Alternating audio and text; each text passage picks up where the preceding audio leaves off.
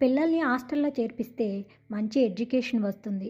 చదివించే బాధ్యత కూడా వారే తీసుకుంటారు అనుకుంటారు చాలామంది తల్లిదండ్రులు. పిల్లల చదువు పట్ల శ్రద్ధ తీసుకునే సమయం లేకనో, బిజీ లైఫ్ వల్లనో, మరో కారణమో కావచ్చు. కానీ తల్లిదండ్రుల దగ్గర పెరిగే పిల్లల్లో ఉన్న సున్నితత్వం హాస్టల్లో పెరిగే పిల్లల్లో ఉండదు. ఎందుకంటే ఇంట్లో ఉన్నప్పుడు పొరపాటున తప్పుగా మాట్లాడితే తప్పు అలా మాట్లాడకూడదు అని వెంటనే సరిచేస్తారు పేరెంట్స్.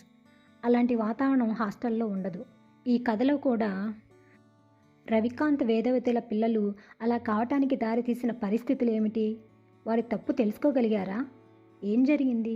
ఈ కథ వినండి. అంతరాలు. కథా రచయిత శ్రీ గోనుగుంట మురళీకృష్ణ గారు. సినిమా చూస్తున్నంతసేపు సైలెంట్గా కూర్చొనే ఉంది వేదవతి. మధ్యలో 2-3 సార్లు పలకరించబోయాడు రవికాంత్. వేదవతి ముక్తసరిగా సమాధానం చెప్పి ఊరుకుంది. సినిమా మొదలైన పావుగంటకే దాని మీద ఆసక్తి పోయింది రవికాంత్కి. హీరోయిన్ సెల్ ఫోన్లో మాట్లాడుతూ లాంచ్ మీద అటు ఇటు తిరుగుతూ హడావిడి చేయటం తప్ప కథేమీ లేదు. రవికాంత్ సీటు మీద వెనక్కి జారిగిలపడి వేదవతి వంక చూశాడు. ఆమె అతనితో మాట్లాడే ప్రసక్తే లేనట్లు శ్రద్ధగా సినిమా చూస్తోంది. రవికాంత్కి అక్క హితబోధ గుర్తొచ్చింది. ఒరేయ్, మరదలు నువ్వు ఏ సినిమాకో షికారుకో వెళ్ళండి. పిల్లల్ని వెంట తీసుకువెళ్ళొద్దు. మీరిద్దరే వెళ్ళండి. ఇద్దరే అయితే తప్పనిసరిగా మాట్లాడుకోవాల్సిన పరిస్థితి వస్తుంది. మీ మధ్య సాన్నిహిత్యం ఏర్పడుతుంది అన్నది. కానీ వేదవతి ధోరణి చూస్తే అంత త్వరగా సన్నిహితంగా వచ్చేటట్లు లేదు. ఇంటర్వెల్ అయింది. అందరూ బయటకు వెళుతున్నారు. దాహం వేస్తోంది. కూల్ డ్రింక్స్ తెస్తాను, నీకేది కావాలి? లేచి నిలబడుతూ అన్నాడు. నాకు పెప్సీ తీసుకురండి అన్నది. అంత ఖచ్చితంగా ఆమె తన ఇష్టం చెప్పటం అసంతృప్తిగా అనిపించింది రవికాంత్కి. మీ ఇష్టం, మీకు ఏది ఇష్టం అయితే నాకు అదే ఇష్టం అన్నట్లయితే బాగుండేది అనుకున్నాడు. ఆమెకు పెప్సీ, తనకు మజా తీసుకువచ్చి సీట్లో కూర్చున్నాడు. సినిమా మొదలైంది. వేదవతి మళ్ళీ సినిమాలో లీనమైంది. రవికాంత్ సహనం తెచ్చిపెట్టుకొని చూశాడు. సినిమా అయిపోయింది. ఇద్దరు స్కూటర్ మీద ఇంటికి తిరిగి వస్తున్నారు. సినిమా గురించి ఏమైనా మాట్లాడుతుందేమో, తన అభిప్రాయం చెబుదాం అనుకున్నాడు. కానీ ఆమె మాట్లాడే ప్రయత్నం ఏమీ చేయలేదు. ఇంటికి వచ్చేదాకా మౌనంగానే ఉంది. స్కూటర్ స్టాండ్ వేసి లోపలికి వచ్చారు. సుజయ్ కంప్యూటర్ ముందు కూర్చొని కీబోర్డు నొక్కుతున్నాడు. మీరు భోంచేసి పడుకోండి, నాకు ఆకలిగా లేదు అని వేదవతి బెడ్ మీద వాలిపోయి కళ్ళు మూసుకుంది. సుజయ్, భోంచేశావా? లుంగీ కట్టుకుంటూ అడిగాడు రవికాంత్. లేదు డాడీ, మీకోసమే ఎదురు చూస్తున్నాను అన్నాడు సుజయ్. ఇంతసేపు ఎందుకున్నావు? తినేయకపోయావా? నిన్నటిదాకా మీరొచ్చే వరకు ఆగమన్నారు, ఇప్పుడేమో తినేయమంటున్నారు. మీకోసం ఆగాలా మానాలా? ఏదో ఒకటి చెప్పండి డాడీ. మాటి మాటికి మార్పులు నాకు గిట్టవు అన్నాడు సుజయ్. రవికాంత్ మనసు చివుక్కుమన్నది. భోజనం చేయకుండా ఆగటం తన మీద ప్రేమతో కాదు, తను చెప్పాడు కాబట్టి ఆగాడు. తను బజార్ నుంచి వచ్చేసరికి కొడుకు భోంచేసి పడుకుంటే ఏదో బాధగా ఒంటరిగా ఉండేది. అందువల్ల తను వచ్చే వరకు ఆగమనేవాడు. అంతేకాని తప్పనిసరిగా ఆగాల్సిన పని లేదు. ఎదుటివారి మనసు అర్థం చేసుకుంటే చాలు అనుకున్నాడు. డైనింగ్ టేబుల్ దగ్గర కూర్చుంటూ నువ్వు కూడా రా సుజయ్ పిలిచాడు రవికాంత్. సుజయ్ వచ్చి కూర్చున్నాడు. తమ్ముడు ఏడిరా, ఇంకా రాలేదా అడిగాడు. లేదు డాడీ, ఈరోజు వాళ్ళ ఫ్రెండ్ బర్త్డే ఉన్నదట, వచ్చేసరికి లేట్ అవుతుందని చెప్పాడు అన్నాడు సుజయ్. ఆ తర్వాత సంభాషణ జరగలేదు. సుజయ్ అడిగిన దానికి సమాధానం చెబుతాడు, తనకి తానుగా ఏమీ మాట్లాడడు. భోజనం అయిన తర్వాత సుజయ్ తన రూంలోకి వెళ్ళిపోయాడు. రవికాంత్ బెడ్రూమ్కి వచ్చి పడుకున్నాడు. ఒకే ఇంట్లో ఉంటున్న తల్లి ఒకచోట, తండ్రి ఒకచోట, పిల్లలు ఒకచోట. ఎవరి లోకం వాళ్ళది. అరమరికలు లేకుండా కాసేపు మాట్లాడుకుంటే ఎంత బాగుంటుంది. ప్రేమలు లేవు, అభిమానాలు లేవు. రవికాంత్ నిట్టూర్చాడు. వాళ్ళు అలా అవటానికి కారణం ఎవరు? నువ్వు కాదా? అంతరాత్మ నిలదీసింది. అవును, నేనే, అక్షరాలా నేనే అనుకున్నాడు రవికాంత్. అతనికి జరిగిపోయినవన్నీ గుర్తొచ్చాయి. పెళ్లినాటికి వేదవతి ఇంటర్ వరకే చదువుకుంది. రవికాంత్కి వేళకు అన్నీ అమర్చి పెట్టడం, ఇంటి పనంతా చేయటం, పిల్లల్ని చూసుకోవటం చేసేది. ఆమె చేసే చిన్న చిన్న పొరపాట్లనే భూతద్దంలో చూసి విమర్శించేవాడు.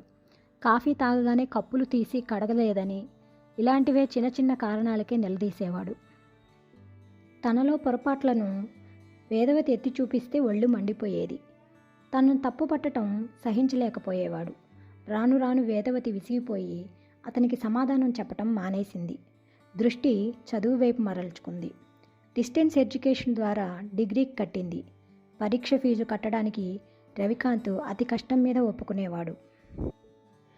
ఎప్పుడైనా ఇంట్లో చేయలేక బయటికెళ్ళి టిఫిన్ తీసుకురమ్మంటే పొదుపు గురించి గంటసేపు లెక్చర్ ఇచ్చేవాడు. వేదవతికి తినాలనే ఇచ్చ చచ్చిపోయి ఊరుకునేది. వేదవతి డిగ్రీ అయిపోగానే కాన్వెంట్లో టీచర్గా జాయిన్ అయింది. ఒక పక్క ఇంటి పనంతా చేస్తూ మరో పక్క ఉద్యోగం చేస్తూ బీఈడీ చదివింది. బీఈడీ అయిపోగానే డిఎస్సి రాసింది. టీచర్గా గవర్నమెంట్ జాబ్ వచ్చింది. రవికాంత్ వేదవతి విడిపోయే రోజున ఉద్యోగం చూసుకునే పొగరుతో తన నుంచి దూరం అవుతుందని అన్నాడు. అతని వల్ల ఎప్పుడు ఏ విధంగా ఎలాంటి విషయాల్లో అసంతృప్తి కలిగిందో 100 ఉదాహరణలు చెప్పింది వేదవతి. ఉద్యోగం కారణం కానే కాదు అన్నది. 10 మందిలో తన తప్పులు చూపించడం, నిలదీయటం అవమానంగా ఫీల్ అయ్యాడు రవికాంత్. అగ్గి మీద గుగ్గిలం అయిపోయి ఆమెతో కాపురం చేయనని ఖచ్చితంగా చెప్పేశాడు. చివరకు పిల్లల్ని ఇవ్వటానికి కూడా ఒప్పుకోలేదు. వేదవతి ఒంటరిగా పుట్టింటికి వెళ్ళిపోయింది. వేదవతి వెళ్ళిపోయిన తర్వాత ఇంటి పని చేయటానికి పని మనుషుల్ని పెట్టుకున్నాడు. వాళ్ళు డబ్బు తీసుకోవటమే కానీ పని సరిగ్గా చేసేవాళ్ళు కాదు.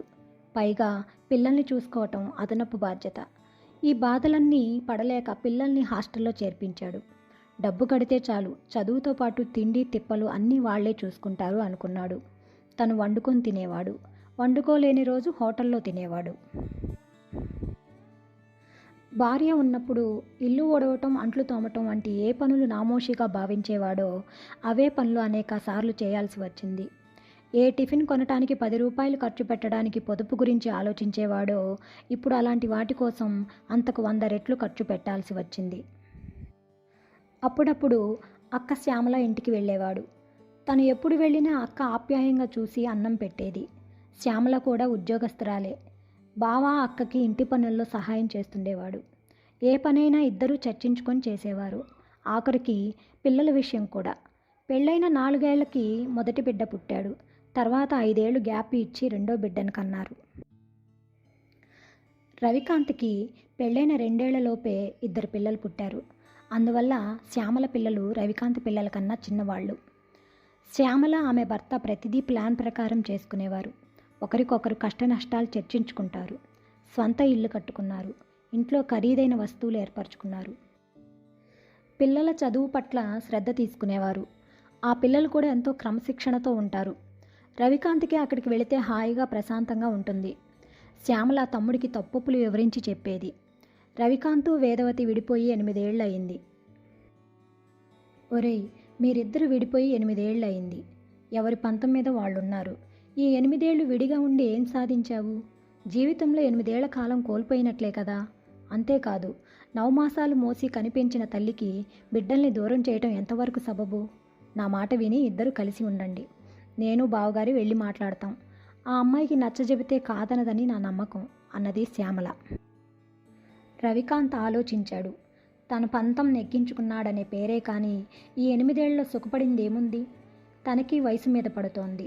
మంచికి చెడుకి తోడు ఉండాలి. పిల్లలు పెద్దవాళ్ళు అవుతున్నారు. పెద్దవాడు సుజయ్ ఇంటర్మీడియట్కి వచ్చాడు. చిన్నవాడు సుశీల్ 10th వచ్చాడు. ఇవన్నీ ఆలోచించి రవికాంత్ భార్యను తీసుకురావడానికి ఒప్పుకున్నాడు. పిల్లల్ని హాస్టల్ నుంచి తీసుకువచ్చాడు. రవికాంత్, శ్యామల, ఆమె భర్త ముగ్గురు వేదవతి వాళ్ళ ఇంటికి వెళ్ళారు. ఆమె అన్నయ్య అమ్మతో మాట్లాడారు. వేదవతి భర్త దగ్గరికి వచ్చేసింది. అప్పుడప్పుడు రవికాంత్ జరిగినవన్నీ ఆలోచిస్తుంటే సుజయ్ కానీ సుశీల్ కానీ ఈ 8 ఏళ్లలో ఒక్కసారి కూడా డాడీ మమ్మీ ఏమైంది, ఎక్కడికి వెళ్ళింది అని మాట వరుసకైనా అడగలేదు. తను 3 నెలలకోసారి హాస్టల్కి వెళ్ళి ఫీజు కట్టి వస్తుంటాడు. సుశీల్ ఎంతసేపు ఫ్రెండ్స్ లోకం. సుజయ్కి తన చదువు కెరీర్ గురించే ఆలోచన. అది కొంతవరకు నయమే కానీ ఇంట్లో ఒక మనిషి కనపడకపోతే ఏమైంది అనే ఆలోచన కూడా రాదా?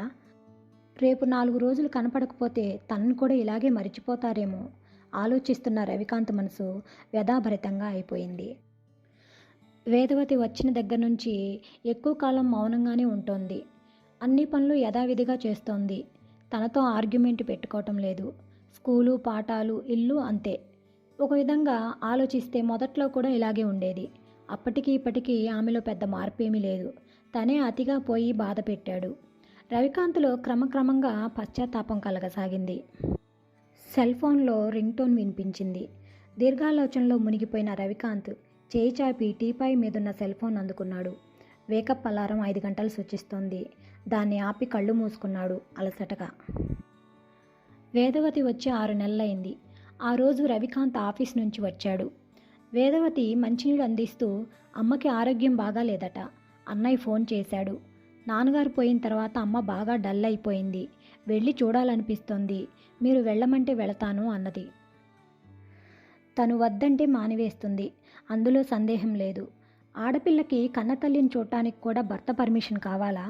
రవికాంత్కి చాలా అన్యాయంగా అనిపించింది. అలాగే వెళ్ళిరా, తగ్గే వరకు వారం 10 రోజులైనా ఉండిరా, నాకేమీ ఇబ్బంది లేదు అన్నాడు. వేదవతి ఊరు వెళ్ళింది. 2 రోజుల తర్వాత శ్యామల తమ్ముడిని చూడటానికి వచ్చింది. అక్క తమ్ముళ్ళిద్దరూ కబుర్లో పడ్డారు. సుశీల్ స్కూల్ నుంచి వచ్చి బ్యాగ్ సోఫాలో గిరాటు కొట్టాడు. డాడీ, మా ఫ్రెండ్ బర్త్డేకి సఫారీ సూట్ కొనుక్కున్నాడు. నాకు కూడా సఫారీ సూట్ కావాలి అన్నాడు. నువ్వు చదివేది 10th క్లాసే కదరా, అప్పుడే నీకు సూట్ ఎందుకు? నేను ఇంటర్లో కూడా నిక్కర్తోనే వెళ్ళేవాడిని తెలుసా అన్నాడు రవికాంత్ నవ్వుతూ. డాడీ, కావాలంటే ఇప్పుడు కూడా నిక్కర్తోనే ఆఫీస్కి వెళ్ళండి, నాకేం అభ్యంతరం లేదు. నాకు మాత్రం సూటే కావాలి అన్నాడు సుశీల్. నవ్వుతున్న రవికాంత్ ముఖం చిన్నబోయింది. సుశీల్, ఏమిటా మాటలు? డాడీతో అలాగేనా మాట్లాడేది? శ్యామల మందలించింది. నీకు తెలియదులే ఆంటీ అని వెళ్ళిపోయాడు. కన్నబిడ్డ సంతోషం కన్నా నాకేం కావాలి? నాకున్న ప్రేమలో 1000వ వంతన్నా వాడికి నా మీద ఉన్నదా? పెద్దవాళ్ళన్న గౌరవం లేదు. నోటికి ఎంత మాట వస్తే అంతా అన్నాడు రవికాంత్ బాధగా. ఇప్పటి జనరేషన్ పిల్లలంతా ఇలాగే ఉన్నారు. పెద్ద అయితే వాళ్లే తెలుసుకుంటారు. ఎక్కువగా ఆలోచించి మనసు పాడు చేసుకోకు అన్నది శ్యామల. ఆ రోజు రవికాంత్కి ఉదయం నుంచి తలనొప్పిగా బడలికగా ఉంది. అదే పోతుందిలే అని ఉద్దేశంతో ఆఫీస్కి వెళ్ళాడు. సాయంత్రం అయ్యేసరికి తలనొప్పి, జ్వరం ఎక్కువయ్యాయి. ఆఫీస్ నుంచి వచ్చేటప్పుడు టాబ్లెట్ కొనుక్కొని వేసుకొని ఇంటికి వచ్చి పడుకున్నాడు. ఇల్లంతా నిశ్శబ్దంగా ఉంది. వేదవతి ఇంకా ఊరి నుంచి రాలేదు. సుశీల్ ట్యూషన్కి వెళ్ళాడు. సుజయ్ టీవీ చూస్తున్నాడు. చాలా ఒంటరిగా అనిపించింది. సుజయ్, ఇలా రా పిలిచాడు. ఏమిటి డాడీ? సుజయ్ వచ్చాడు. కూర్చో. పర్వాలేదు, పనేంటో చెప్పండి. ఏమీ లేదు, నాకు చాలా లోన్లీగా అనిపిస్తోంది. కాసేపు నా దగ్గర కూర్చో. సుజయ్ తండ్రి బెడ్ పక్కన కుర్చీలో కూర్చున్నాడు. మీ కాలేజీ విశేషాలు ఏమిటి అడిగాడు రవికాంత్. ఏం లేవు. మీ ఫ్రెండ్స్ అంతా బాగున్నారా? సుజయ్ సమాధానం చెప్పి గోళ్ళు చూసుకుంటూ మౌనంగా కూర్చున్నాడు. ఆ మౌనం ఇద్దరికీ ఇబ్బందిగా ఉంది. కొంచెం ఆగి, సరే వెళ్ళు అన్నాడు రవికాంత్. సుజయ్ లేచి వెళ్ళిపోయాడు.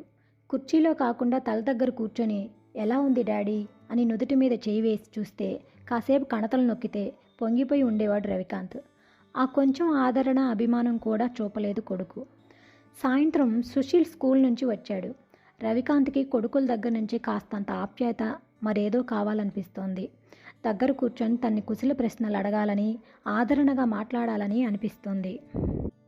సుశీల్, స్కూల్ అయిపోయిందా అడిగాడు. అయిపోయింది డాడీ, మళ్ళీ 6కే స్టడీ అవర్కి వెళ్ళాలి. 2 రోజుల నుంచి నాకేం బాగాలేదురా చిన్నగా అన్నాడు. ఇప్పుడు ఓకేనా? ప్రాబ్లం ఏం లేదుగా అనేసి రెండో మాటికి అవకాశం ఇవ్వకుండా లోపలికి వెళ్ళిపోయాడు సుశీల్.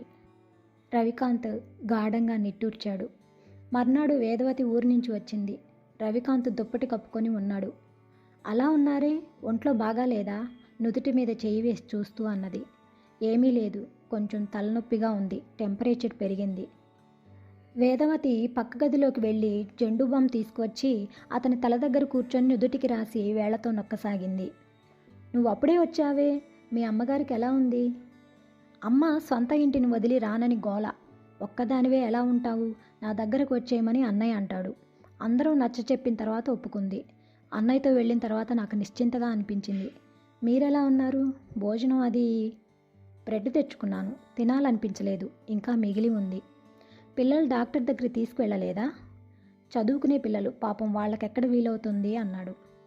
సుజయ్, సుశీల్, ఇలా రండి, వేదవతి కేకేసింది. ఇద్దరూ వచ్చారు. డాడీకి ఫీవర్గా ఉంటే మీరేం చేస్తున్నారు? హాస్పిటల్కి తీసుకెళ్ళక్కర్లేదా? నాకేం తెలుసు మమ్మీ, నేను ఎగ్జామ్స్కి ప్రిపేర్ అవుతున్నాను అన్నాడు సుజయ్.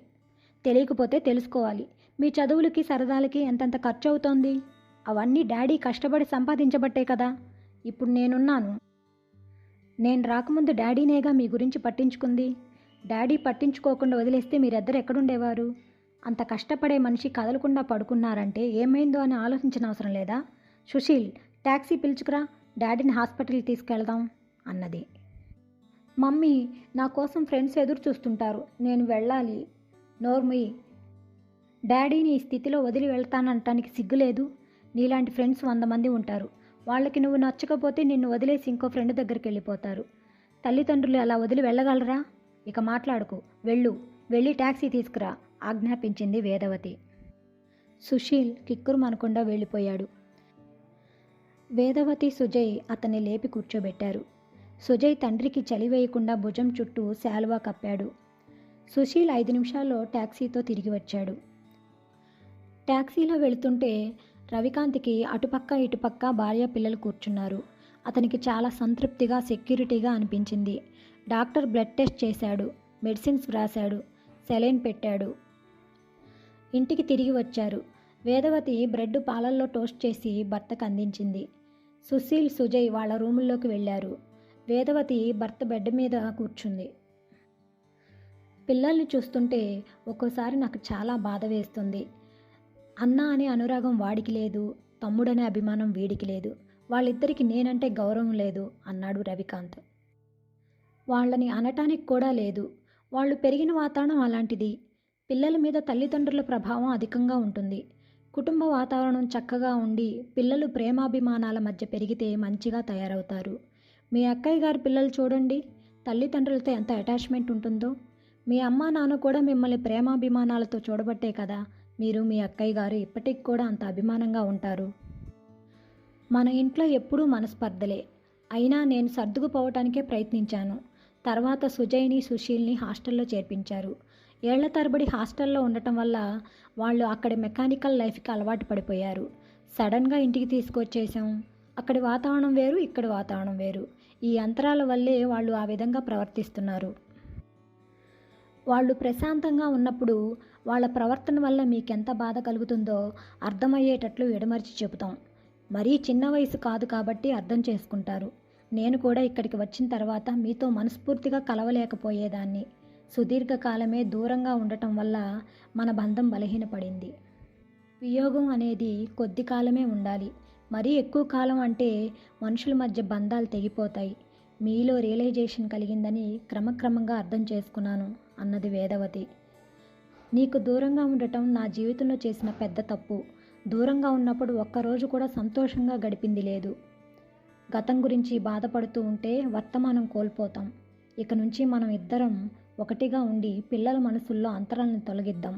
వాళ్ళల్లో నిదానంగా మార్పు వస్తుంది అన్నది. అలాగే, ఈ విషయంలో నేను నా పూర్తి సహకారం అందిస్తాను అన్నాడు రవికాంత్ మనస్ఫూర్తిగా. Okay, bye friends. ఈ కథ ఇంతటితో సమాప్తం. వచ్చే వారం మరో మంచి కథతో కలుసుకుందాం. ఈ కథ సెప్టెంబర్ 22, 2010 నవ్యాలో ప్రచురింపబడినది. ఈ కథ కనుక మీకు నచ్చినట్లయితే లైక్ చేయండి, షేర్ చేయండి. మరిన్ని మంచి కథల కోసం ఛానల్ని సబ్స్క్రైబ్ చేయండి.